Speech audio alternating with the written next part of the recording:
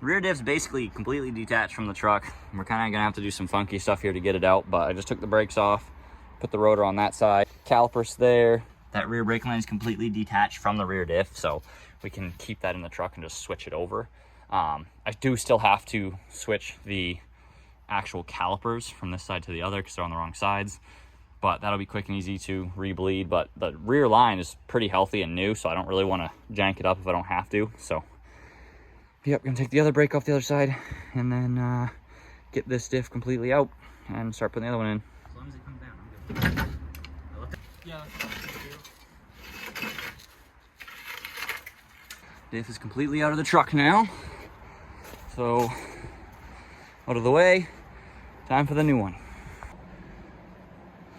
So I just yanked the other diff out, which wasn't a huge deal, but it did dig in the dirt some. And I want to try to not dig in the dirt as much as I can with the new diff.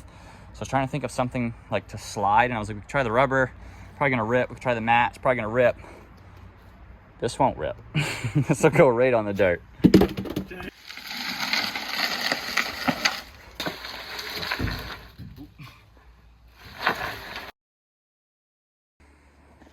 There's a lot of ways you can get a stuck U-joint out, and this is one of them.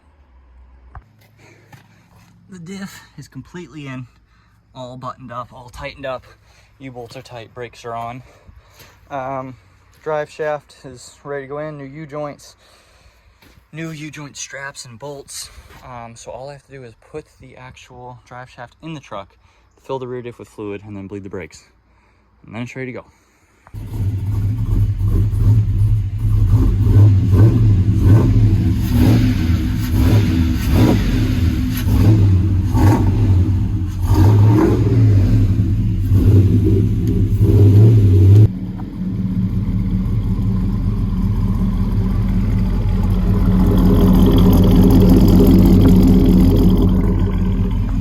The truck goes pretty good for the most part, besides the fact that it has a vibration, and I know what the vibration is. When I was putting the truck together last night, it was getting dark pretty quick, and I just wanted to like get it going down the road, so I was kind of rushing a tad. When I put the U-joints in, they got kind of stiff and they would not move. They were in, but they wouldn't really move much. Like they would, but you had to put some strength in it to move them. And obviously, you know, sometimes that happens. You got to tap on the yokes. You got to hit them each side and try to wiggle them into place. And I did for like 10-15 minutes. I smacked the yokes, and I also smacked each side of the U-joint. Got to pull the drive shaft again tonight. Took it completely back out. So this one is nice and happy now. This one's all set to go. So I got to flip it over and do this side. This one all done too, so now everything is extremely loose and happy and freed up. So now that should get rid of the vibration.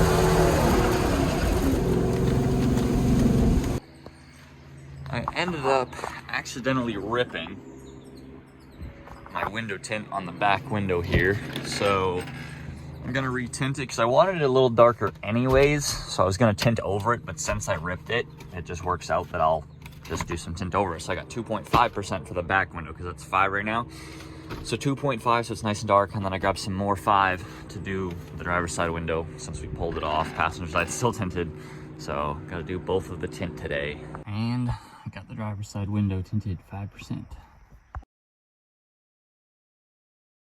For some reason, my blinker would work, but the parking light doesn't work. So I just grabbed 2 new side marker and parking light bulb for the blinker. So now we've got that officially working again. But as you can see, the other side still don't work, so I gotta do the other side.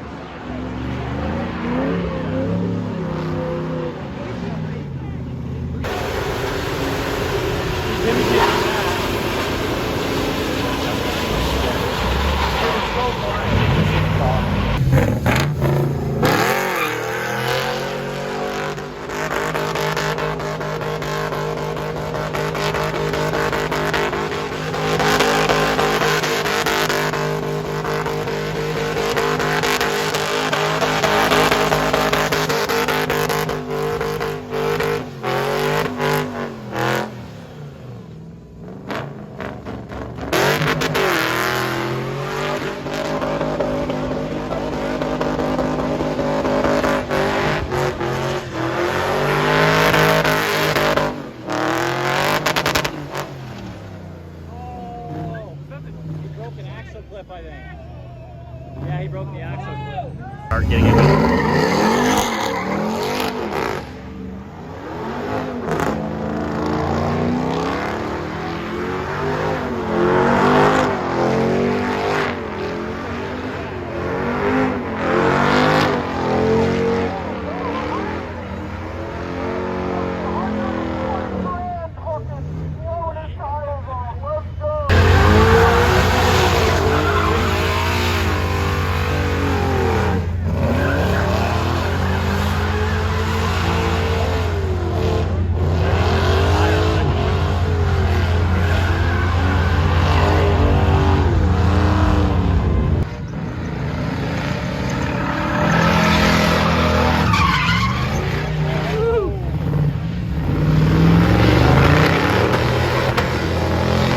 I feel bad.